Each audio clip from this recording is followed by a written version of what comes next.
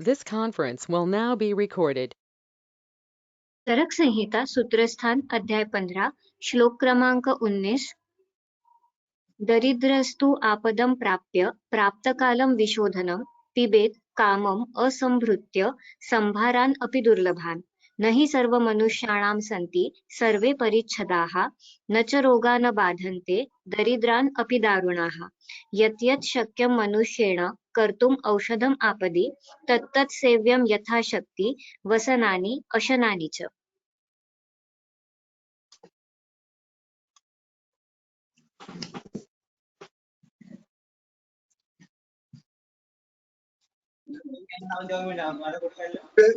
पिछले श्लोक में पिछले कल के दिन हमने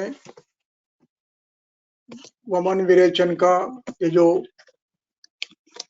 पद्धति है इसका विशेष विश्लेषण कल देखा।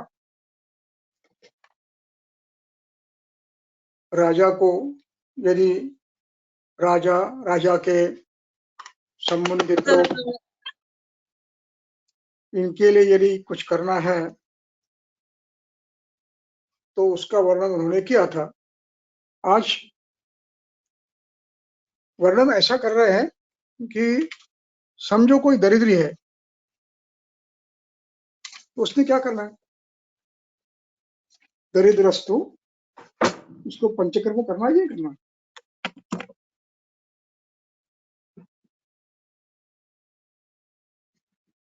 दरिद्र व्यक्ति को पंचकर्म करना है। कैसे करना है तो कहते हैं, सूचना देते हैं आपको। वो सूचना इस प्रकार की है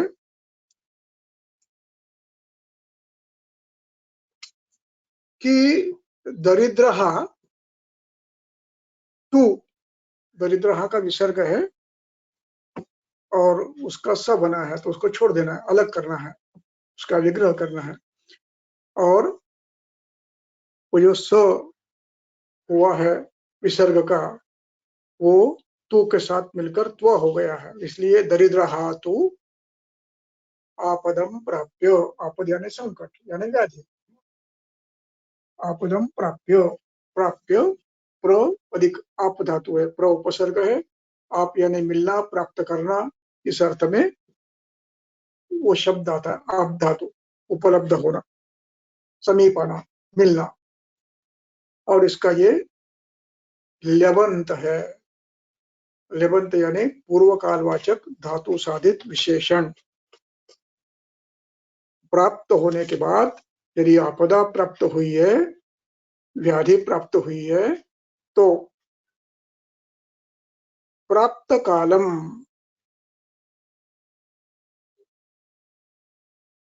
विशोधनम पिबेत। पिबेत ये क्रियापद है,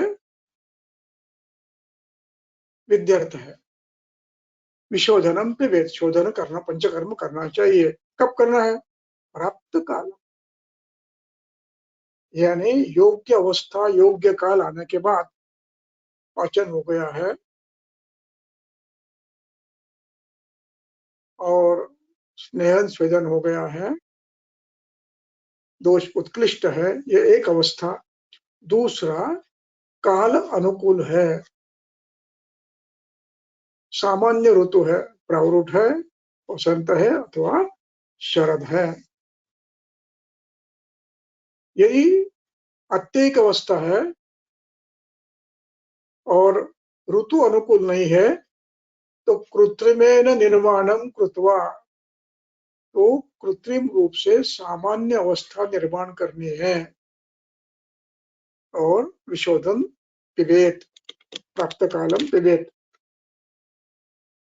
अब वमन करना है, विरेचन करना है तो प्राथमिक सूत्र में, पहले सूत्र में, तीसरे सूत्र में इतना बड़ा भंडार दिया है। ये लाओ वो लाओ, ये लाओ वो लाओ, ये लाओ, सब तैयार करो। अब प्रश्न ये आता है, क्या इतना सब मांसरस, आसव, अरिष्ट, खल, खरल,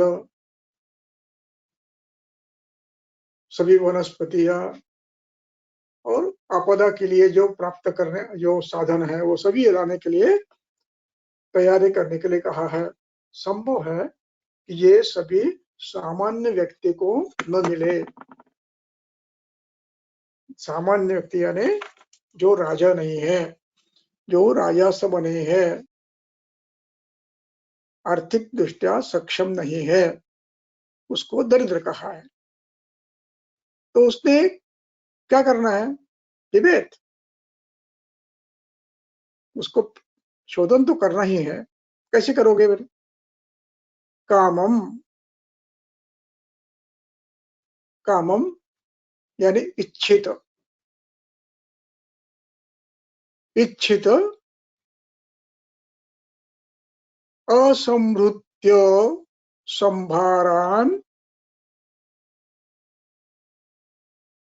दुर्लभान असंभृत्य। अब यहाँ पर समृत्य शब्द है, उसमें और ये नकारात्मक लगा है, नकारात्मक, निषेधात्मक। और क्या नहीं करना है? समृत्य, समृत्य, सम ये उपसर्ग है और भ्रू धातु है। भ्रू धातु का अर्थ है तैयारी करना, सामान सब उपस्थित करना, तो उसको अ लगा दिया। असंभृत्य, बिना इकट्ठा किए। क्या? दुर्लभान संभारान, जो दुर्लभ है आपके लिए वो छोड़ दीजिए। आपको जो करना संभव हो तो करो। पानी संभव है, नमक संभव है, पिप्पली संभव है, सरसप संभव है, यष्टिमरु संभव है। बाकी चीज शायद आपके लिए संभव ना हो तो छोड़ दीजिए। यहाँ अभिप्राय यह है दुर्लभान संभारान असंभृत्य, सम अधिक भ्रू, इकट्ठा करना, प्राप्त करना, उसका ये लेबंत है, पूर्वकालवाचक धातु साधित अव्यय। बिना संभार इकट्ठा किए, कौन सा? जो दुर्लभ है, आर्थिक कारण से आपको दुर्लभ है वो छोड़ दीजिए, लेकिन जो सुलभ है वो आप कर सकते हो। वो इकट्ठा करके आपको शोधन करना ही है। अब प्रश्न आता है, यदि आपदा आती है और कुछ अच्छी दवाइयों का काम पड़ता है तो उसके लिए क्या करोगे? उसके लिए चिकित्सक अपनी क्षमता से अपने पास जो भी साधन है उसका उपयोग उस व्यक्ति के लिए करे। क्यों? यहाँ तो लिखा नहीं है, यहाँ अभिप्रेत है। दुर्लभान असमृत्य, दुर्लभ साधन आप नहीं ला रहे इसका मतलब आपको वमन नहीं करना, ऐसा नहीं हो सकता। क्योंकि बलवान दोष में शोधन करना अनिवार्य है। क्यों? नहीं सर्व मनुष्याणाम सर्व परिच्छदाः सन्ति, सभी मनुष्यों को कोई व्याधि नहीं होगा, ऐसा कोई आवरण नहीं है। ये व्याधि नहीं होगा, ये व्याधि नहीं होगा, ऐसा आवरण नहीं है। परिच्छद, परि ये उपसर्ग है और छद धातु है, और ये छद धातु 10वें गण का है, उभयपदी है, छादयति इस अर्थ में है, आवरण करना, संभालना, इस अर्थ में है।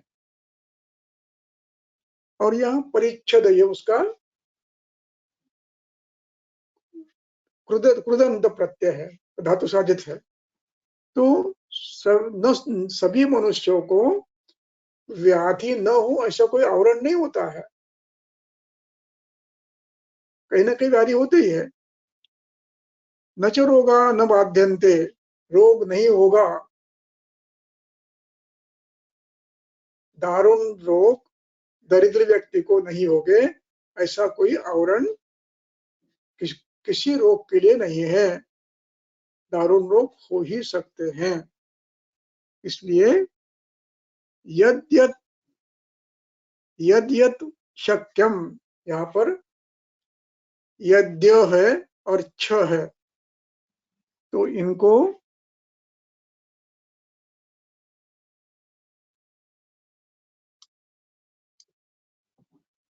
तो उनको यद यद दो बार आया है, जो जो शक्य है मनुष्येण कर्तुम औषधम आपदी, संकट काल में जो जो करना आवश्यक है उसका प्रयोग व्याधि में करना, यथाशक्ति करना है। वसनानि अनशनानि च, साधन और भोजन जितना भी संभव है वो तो आपको करना ही है।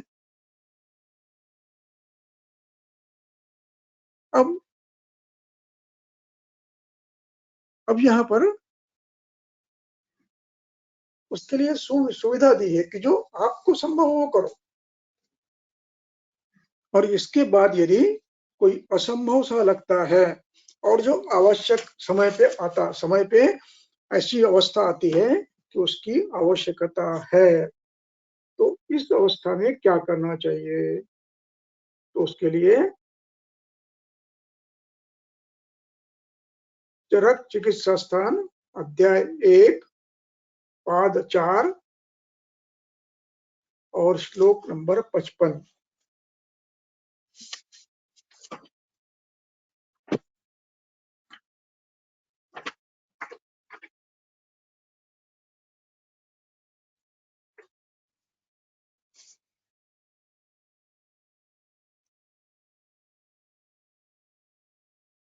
चरक संहिता चिकित्सा स्थान अध्याय 1 चतुर्थ पाद सूत्र क्रमांक 55। चिकित्सितः तु संश्रुत्य यो वा असंश्रुत्य मानवः न अपाकरोति वैद्याय नास्ति तस्येह निष्कृतिः। शक अपि आतुरान् सर्वान् स्वसुतान् इव यत्नवान् आबाधेभ्यो हि संरक्षेत् इच्छन् धर्मम् अनुत्तमम्। धर्मार्थम चार्थ कामार्थम आयुर्वेदो महर्षिभिः प्रकाशितो, धर्म परिच्छद्भिः स्थानमक्षरम् नार्थार्थम नापि कामार्थम अतभूतदयां प्रति वर्तते यश्चिकित्सायां स सर्वम् अतिवर्तते। चिकित्सतस्तु संश्रुत्य, चिकित्सितः तु संश्रुत्य वा असंश्रुत्य मानवः न उपाकरोति वैद्याय, न उपाकरोति, जो वैद्य चिकित्सितः यानी चिकित्सा, संश्रुत्य व असंश्रुत्य मानवः,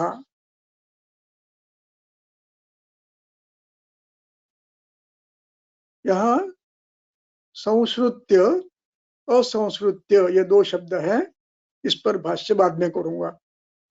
तो व्यक्ति को जो आवश्यकता है चिकित्सा के बारे में, न उपाकरोति, वो करता नहीं है, उपलब्ध नहीं करा देता है वैद्य को, चिकित्सा रुग्ण को, उस वैद्य के लिए तस्य इह निष्कृति नास्ति, उसको उसके छुटकारा नहीं है, यानी उसको जो व्यवस्था करनी ही है। अब संस्कृत्य का अर्थ है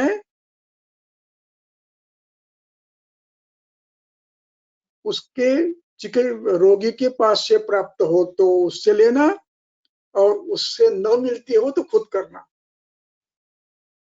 न ले असंस्कृत्य, इकट्ठा करके उसके पास इकट्ठा नहीं किया, लेकिन मुझे करना है। यदि वो नहीं करता है तो उसको शास्त्र छुटकारा नहीं देता। क्यों?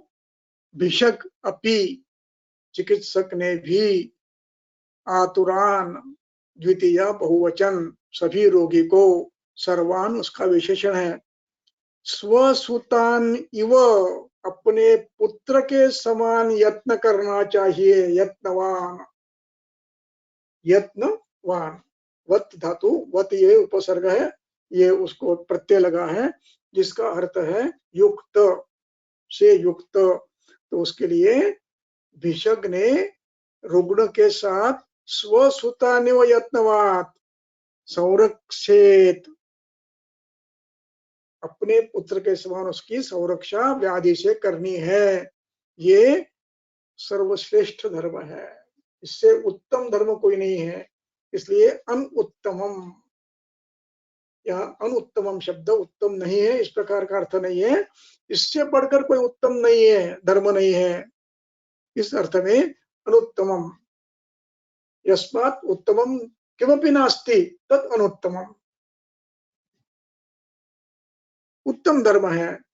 अर्थ यह है कि रोगी ने देता है तो ठीक है, नहीं लाता है तो वो वैद्य को अपना पुत्र के समान उसको चिकित्सा का प्रयास करना है। क्यों? महर्षि भी, ऋषियों ने धर्मार्थम, ये शास्त्र धर्मार्थ निकाला है, न च अर्थ कामार्थम, अर्थ प्राप्ति के लिए नहीं निकाला है। प्रकाशितो, प्रकाशित यानी प्रकट किया है, धर्म परिच्छद भी, धर्म ही अपरिच्छद भी, महर्षि भी, धर्म को जानने वाले और उसका त्याग, उसको उसकी ओर दुर्लक्ष्य न करने वाले ऋषियों ने, आचरण करने वाले ऋषियों ने ये आयुर्वेद प्रकाशित किया है, और इससे अक्षर स्थान प्राप्त करना है, यानी सर्वोत्तम सुख प्राप्त करना है। ये शास्त्र अर्थ प्राप्ति के लिए, कामना पूर्ति के लिए नहीं किया है, किंतु भूत दयाम प्रति। इसलिए वर्तते यत् चिकित्सायाम स सर्वम अति वर्तते, जो इस प्रकार जिनको साधन उपलब्धि नहीं है, कोई सहायता नहीं है, परित्यक्ता है, परित्यक्त है, निराधार है, साधु है, सन्यासी है, अनाथ है, इनकी चिकित्सा स्वयं करनी है। कुर्वते तो यह वृत्त्यर्थम, जो चिकित्सा वृत्ति की अपेक्षा से करता है, यानी उपजीविका का साधन के रूप में करता है, वो सोना छोड़कर मिट्टी इकट्ठा कर रहा है। किस विषय में कहा है? दरिद्र के बारे में, अन्यों के बारे में नहीं, उनसे लेना है। क्योंकि गरीब के लिए आप खर्चा करोगे तो उनसे ही करोगे ना, धनवंतरी भाग से। उनको बिना देने की आवश्यकता नहीं है, वो खर्चा कर सकते हैं, लेकिन अन्यों के लिए आपको करना है। इसलिए जीवित दानात दूसरा कोई दान नहीं है। इसलिए परो भूत दया धर्म इति मत्वा चिकित्सता वर्तते सा सुखम अश्नुते। इसलिए चिकित्सक को चाहिए कि दरिद्री भी हो तो उसकी चिकित्सा वो जहां तक हो सके उसको लाने के लिए कहे, और जो नहीं ला सकता है उन द्रव्यों को चिकित्सक स्वयं व्यवस्था करे। ये ग्रंथ का आदेश है। इसको अतिदेश तंत्र युक्ति से वहां भी लगाना है। ये केवल रसायन अध्ययन आया है इसलिए रसायन के लिए नहीं है, चिकित्सित शब्द आया है, चिकित्सा भी करना है। इसलिए दरिद्र के लिए चिकित्सक ने स्वयं करना है, अपने पुत्रवत करना है। इस प्रकार ग्रंथकर्ता का आदेश अतिदेश तंत्र युक्ति से यहाँ लगाना है और करना है। यद्यत् शक्यम मनुष्येण, मूल श्लोक पर आइए।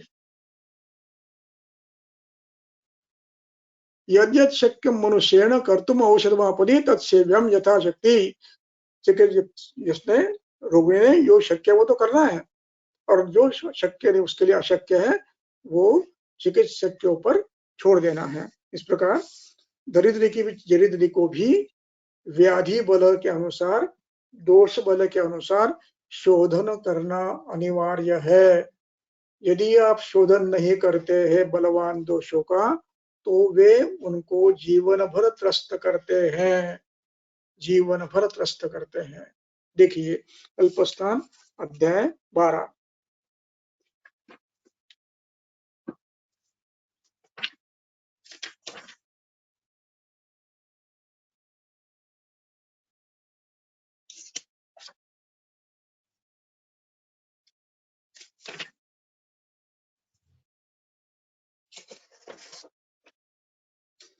श्लोक नंबर 69।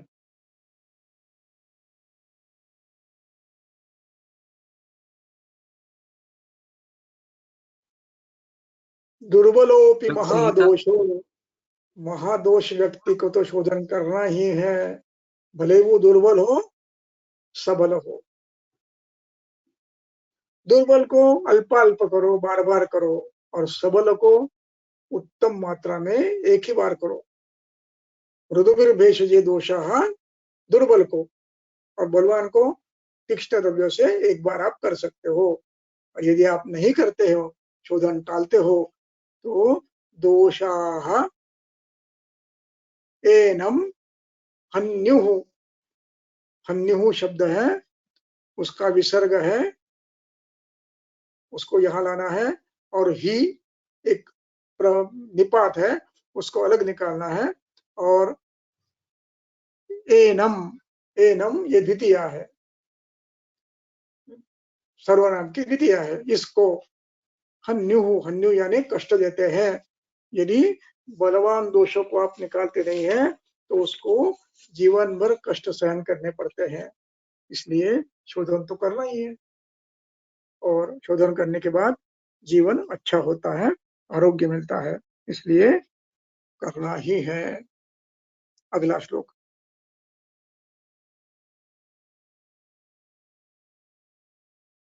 मूल अध्याय में या कल्पस्थान में?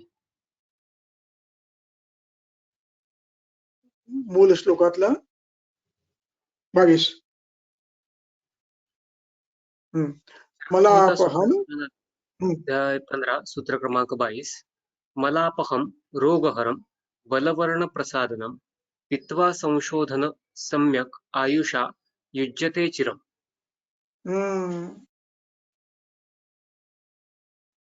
संशोधनम पीत्वा, संशोधन करते हुए, पीत्वा त्वांत है, करने के बाद, पाधातु है, पीत्वा होता है, त्वांत है। संशोधन पीने के बाद सम्यक आयुषा युज्यते, उसको दीर्घ काल तक सुखायु मिलता है। सम्यक आयु यानी सुखायु दीर्घ काल तक मिलती है, इसलिए शोधन करना ही है। ये शोधन कैसा है? एक तो रोगहर है, क्यों? वो मलापहर है, इसलिए रोगहर है। मल ही व्याधि करने वाले हैं, मलों को बाहर निकाल दो तो अपने आप दोष शांत होते हैं, व्याधि शांत होते हैं। इसलिए मलापहर होने के बाद रोगहर अपने आप होता है, और मलापहर होने के बाद अग्नि उत्तम होकर बल, वर्ण और प्रसादन भी होता है। दोष निकल जाने से धातु शुद्ध होते हैं, मन प्रसन्न होता है, रस रक्त मांस में ये प्रासादिक होते हैं, यानी इनके मल निकल जाते हैं। बल, वर्ण, स्वर इनसे युक्त होता है, और चिरकाल तक दीर्घायु सुखायु प्राप्त करता है, इसलिए शोधन करना ही है। आगे अगला,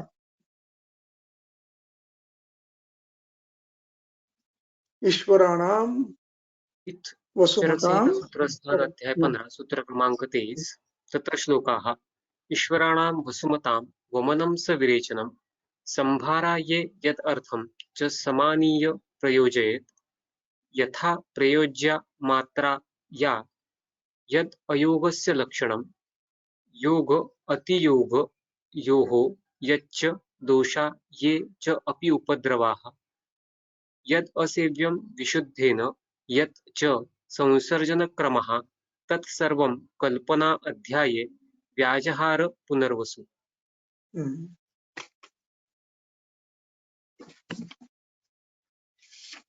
इस अध्याय का नाम उपकल्पनीय अध्याय है, इसलिए कल्पनाध्याय उसका नाम रखा है। सभी वमन प्रक्रिया की पद्धति साधन इन सब का वर्णन इसमें आया है, इसलिए उसको कल्पनाध्याय कहते हैं। इसमें क्या क्या दिया है? व्याजहार, व्याजहार ये परोक्ष भूत है, ह्रू धातु है, बोलना व्यक्त करना, उसको व्य उपसर्ग लगा है और जहार ये परोक्ष भूत का रूप हो गया है, इसलिए व्याजहार व्यावृत्ति यानी व्यक्त करना, उस प्रकार ये व्याहार वि अधिक रू ऐसा होता है। तो पुनर्वसु भगवान ने कल्पनाध्याय में ये सब बताया है। क्या बताया है? ईश्वराणाम यानी राजे लोगों के लिए और संपत्तिमान लोगों के लिए वमन विरेचन की योजना कैसी करना, संभार कैसे रखना, समानीय प्रयोजय आनीय, सम आनीय, सम ये उपसर्ग है, आनीय ये लेवंत है, आ अधिक नी धातु का नी प्राप्त करना, आ अधिक नी लाना प्राप्त करना और उसका लेबंत होया, ये पूर्व कालवाचक धातु साजित अव्यय है। आनीय समानीय इकट्ठा करते हुए, प्रयोजयेत संभार इकट्ठा करके, सविरेचन वमन करना है, जो भी करना है। और यथा प्रयोज्या मात्रा, मात्रा निर्णय कैसे करना है, और मात्रा उत्तम मात्रा में योग्य मात्रा में लेकर योग होना चाहिए, तो उसके योग का लक्षण बताइए। यदि अयोगस्य लक्षणम, अयोग के लक्षण बताए, योग के लक्षण बताए, अतियोग हो, अतियोग के भी लक्षण बताए, यच्च दोषा उपद्रवः, और अयोग होता है, अतियोग होता है तो उसके यो उपद्रव भी बताए हैं। और वमन होने के बाद यत असेव्यम, क्या नहीं करना चाहिए, वही बताया है। विशुद्धेन, शोधन जिसका हुआ उसने क्या नहीं करना चाहिए उसका भी बताया है, और क्या करना है ये भी बताया, संसर्जन कम करना है वही बताया। ये पूरा विषय अत्रेय आचार्य पुनर्वसु ने इस अध्याय में समाविष्ट किया है। यहाँ पर यह अध्याय समाप्त होता है। अब इस अध्याय में जो भी शंकाएं हैं वो आप पूछ सकते हो, और फिर उसके बाद अगले अध्याय को हम प्रारंभ करेंगे।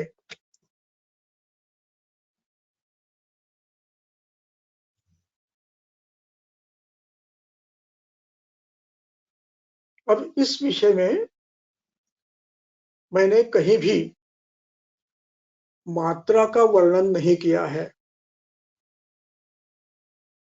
वो इसलिए नहीं किया है कि कल्प भिन्न भिन्न होते हैं, एक एक द्रव्य के कई कल्प हैं। उनमें से कल्प स्थान के पहले अध्याय में एक कल्प दिया है, वो है अंतर्नक मुष्टि।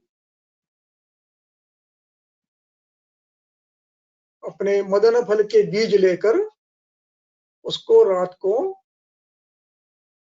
पानी में भिगा के रख देना है।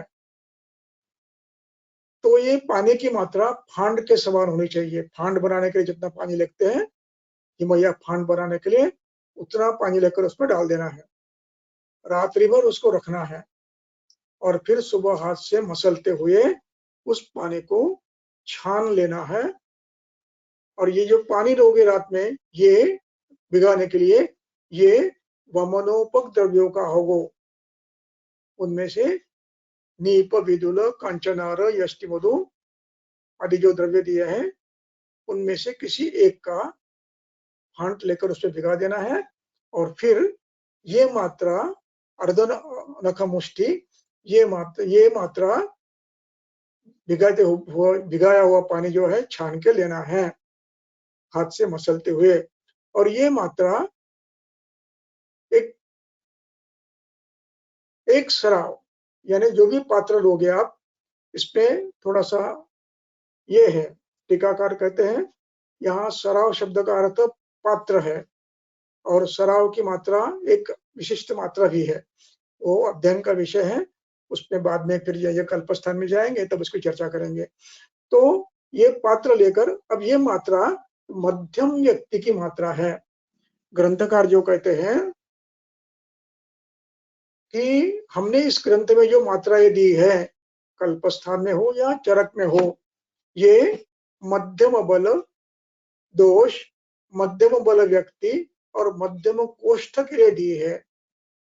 और इस मात्रा को आप न्यून अधिक करते हुए अपने रोगी को कितना वेग लाने हैं, दोष कितने बलवान हैं और मुझे कितने वेग लाने हैं, ये अपने गुरु के पास क्रमशः सीखते हुए उन्होंने कितनी मात्रा का अनुभव लिया है, वहां से हम सीख लेंगे। वो कैसे करते हैं, कितना लेते हैं, ऋतु कौन सा है, व्यक्ति कौन सा, आदि सबका विचार करके वो निर्णय करते हैं। तो उनसे सीखना है और उस आधार पर अपनी मात्रा, अपने देश की मात्रा, अपना देश, अपना काल, अपना रुग्ण, इनकी मात्रा आपको निर्धारित करनी है। इसलिए कोई निश्चित मात्रा नहीं होती है। दूसरा कि संदर्भ, कल्पस्थान अध्याय 12 श्लोक नंबर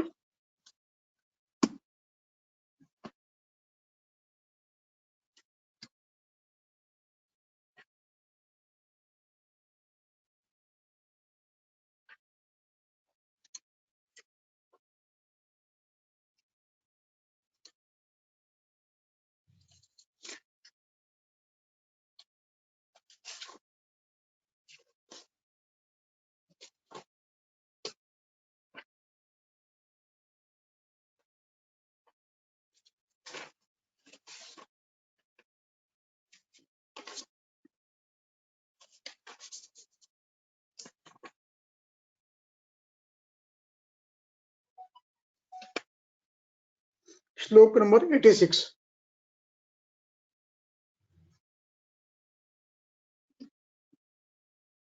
चरक संहिता कल्पस्थान अध्याय 12 सूत्र क्रमांक 86। द्रव्य प्रमाणम तु यद उक्तम अस्मिन् मध्येषु तत् कोष्ठ अवय कोष्ठवय बलेषु बलेषु तन्मूलम् आलम्ब्य भवेत् विकल्प्यं तेषां विकल्प्यो अधिकेन अभावः, अधिकेन भावः, अधिक अब मैं ऊन भावः। अभी मैं इसका विश्लेषण करता हूं। द्रव्य प्रमाणम यद उक्तम, प्रमाण यानी मात्रा, द्रव्य का प्रमाण यद उक्तम, जो बताया है, जो यद ये सर्वनाम है, जो बताया है, उक्तम, उक्त ये ब्रू धातु का कबूधावी है, बताया हुआ। अस्मिन मध्य, अस्मिन इस शास्त्र में, अब वो कैसा है? मध्येषु, मध्येषु तत् कोष्ठ वय बलेषु, मध्य कोष्ठ, मध्य बल, मध्य बल, मध्य वय, मध्य कोष्ठ और मध्य बल, इनके लिए बताया है। तन्मूलम, उसको मूल समझिए आप। आलम्ब्य, आधार बनाकर, आ अधिक लब, तो उसका ये लेबंत हुआ है, पूर्व कालवाचक धातु साध्य विशेषण। ऐसे मानकर, आलम्ब्य, आधार लेकर क्या करना है? भवेत विकल्पम, विकल्प बनाइए। कैसे? अभी अधिको वा अनुभावो वा, यदि बलवान व्यक्ति है तो अधिक करो, इससे बढ़ाओ, और क्षीण व्यक्ति है तो उसको कम करो। इस प्रकार इन कल्पनाओं को अपने अपने क्षेत्र में, अपने अपने ग्राम में, देश में और परिसर जो भी है उसमें कितनी मात्रा किस व्यक्ति को काम करेगी, इसका द्रव्य के प्रयोग से अनुभव लेकर ही आप निर्णय करेंगे, किसी के कहने पर नहीं करेंगे। कभी कभी मार्ग ढूंढना पड़ता है। जैसे कस्तूरी जी की किताब में वमन की मात्रा दी है द्रव्य की, तो उन्होंने 5 ग्राम मदन फल, 5 ग्राम वचा, 2 ग्राम सैंधव, ऐसी कुछ मात्रा दी है। मूल में पढ़ लो, मुझे अब याद नहीं आ रहा। ये मध्यम मात्रा बताई। अब इन्होंने कैसी बताई ये मात्रा? ये उन्होंने अपने अनुभव से गुजरात में बनाई हुई मात्रा बताई है। अब ये कैसी बनाई है? ये मात्रा मदन फल पेड़ से वसंत ऋतु में तोड़कर या उसको फिर इसमें धान्य के कोठार में रखते हुए पकने के बाद फिर उसका चूर्ण किया, ऐसे नहीं किया है।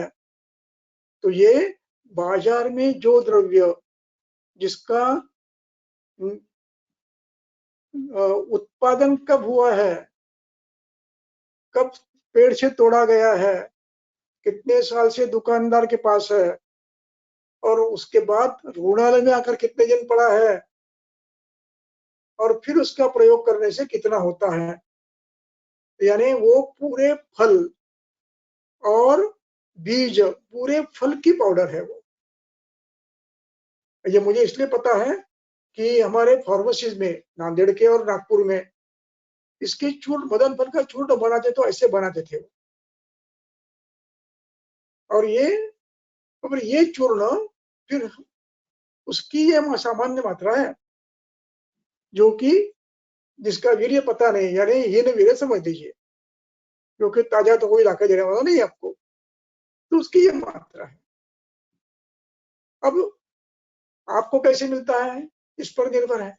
इसलिए अपने क्षेत्र में अपने वैद्य जिनके पास आपने पढ़ाई की है या भी कर रहे हो या कर सकते हो, उनके पास जाकर इनकी मात्रा अपने अपने अनुभव से निश्चित करना है। मैंने ये प्रयोग किया था। मैंने एक छात्र को, एमडी के, जो वन विभाग में रहता था, रहने वाला था वन क्षेत्र में, किनवट में, तो उसको मैंने एक बार पूछा कि आपके यहाँ मदन फल के पेड़ हैं? तो हाँ है। आपको, आप पहचानते हो? हाँ पहचानता हूँ। तो मैंने उसको एक प्रोजेक्ट दिया, एमडी के लिए विषय दिया मैंने, और उसने, और वसंत ऋतु में मदन फल के फल पके हुए निकालना, और जैसी पद्धति इसने बताई है चरक ने कल्पस्थान के पहले अध्याय में, उस प्रकार के उसको इसमें धान्य के राशि में रख दिए। उसका सुगंध आने लगा, तब उसको निकाल कर फिर उसको फोड़कर सूखने के बाद छाया में रखे, सुखाए, और उसको सूखने के बाद फिर उसके तोड़कर बीज निकाले, और इसको मधु और घृत का लेपन लगाकर सिंक में रख दिए। सिक्केषु स्थापयित्वा, और फिर उनको लेके आया वो, और फिर उनका या तो चूर्ण या तो हंट बनाकर देने का प्रयास किया। तो मुझे उसमें ये ध्यान में आया कि जिस मात्रा में मैं वमन करता था, यानी मैं वमन प्रायः मध्यम मात्रा में करता था, यानी ज्यादा से ज्यादा 4 वेग या 5 वेग, इसके ऊपर नहीं आता था। तो मध्यम व्यक्ति में इतने वेग आने के लिए मुझे 2 ग्राम की मात्रा काफी होती थी। 2 ग्राम मदन पर पिप्पली पानी में क्वार्ट स्पून मधुष्ट के फाट में ये करके मसरूम करके मसल करके वो पानी पीने दिया, तो उससे भी कम से कम 3 या 4 वेग आते हैं। और चूर्ण करके दिया तो वो भी आते हैं। लेकिन एक ध्यान है कि इसका चूर्ण नहीं बनता, सामान्य पद्धति से इसका चूर्ण नहीं बनता, क्योंकि उसमें इच्छित गुण है। तो इस प्रकार मात्रा निर्णय हमने अपने अपने स्थान पर अपने अपने गुरु के पास पढ़कर करना चाहिए, इसलिए मैंने मात्रा पर ज्यादा विशेष ध्यान नहीं दिया। कल्प भी काफी है। जब हम कल्प स्थान पढ़ेंगे तो कल्प का निर्माण भी देखेंगे। बड़े बड़ी बढ़िया बढ़िया कल्प है बहुत, लेकिन आज के काल में करना कितना कठिन है मुझे उसका अंदाज है, इसलिए मैंने उसमें अभी समय नहीं बिताया। तो यहाँ पर यह विषय समाप्त होता है। अब आप कुछ प्रश्न पूछ सकते हैं आवश्यक है तो, नहीं तो अगले अध्याय का प्रारंभ करेंगे। एक प्रश्न है कि जिनका स्नेहन और स्वेदन किया गया है, दोष चलित होकर कोष्ठ में आ गए हैं, उनको किसी कारणवश जैसे अल्पसत्व, अजीर्ण या निदान गलत होने की वजह से शोधन औषधि अवस्था में नहीं दे सकते, तो ऐसी अवस्था में क्या करना चाहिए?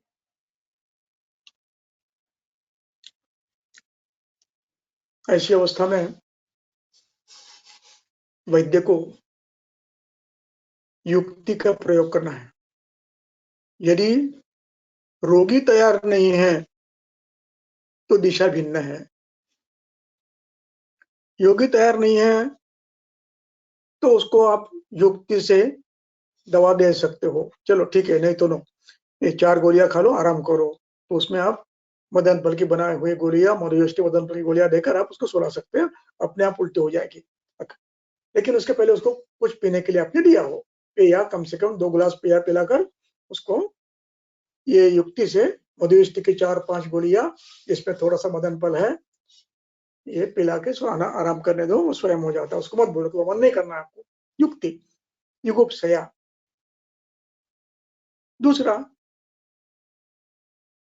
यदि बहुत ही आपको लगता है कि इसका सत्व ठीक नहीं है, बिल्कुल ठीक नहीं है सत्व,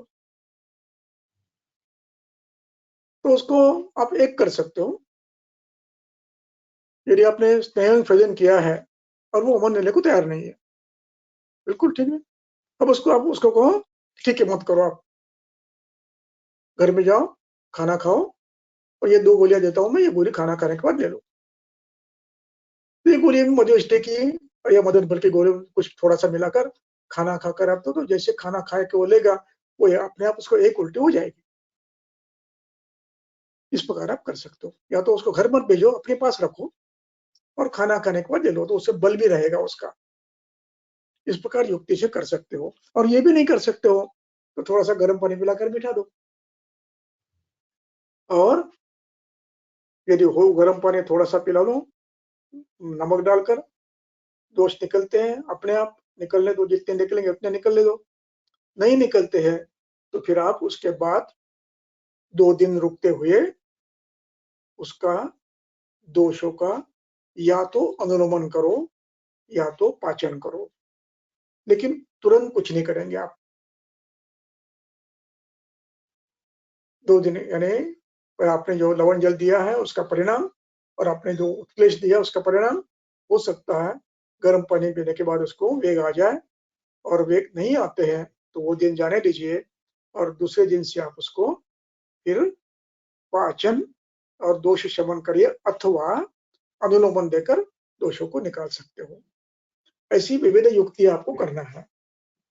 मैंने आपको उदाहरण बताया था कि एक महिला आई थी, वो अमन नहीं ले रही थी, बिल्कुल ही नहीं थी, स्नेहन हो गया, सब कुछ हो गया। तो मैंने उसको कहा कि इसके 4 गोलियां दे दो यष्टि मधु की, अपने आप उल्टी हो गई।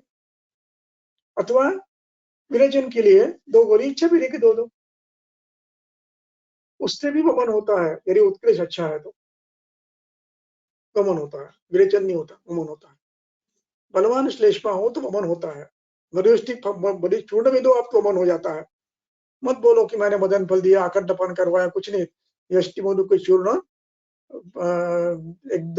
2 ग्राम पानी पिलाकर बिठा दो, उत्कृष्ट तो वो अपने आप हो जाएगा। इस प्रकार युक्ति से करना है। आगे।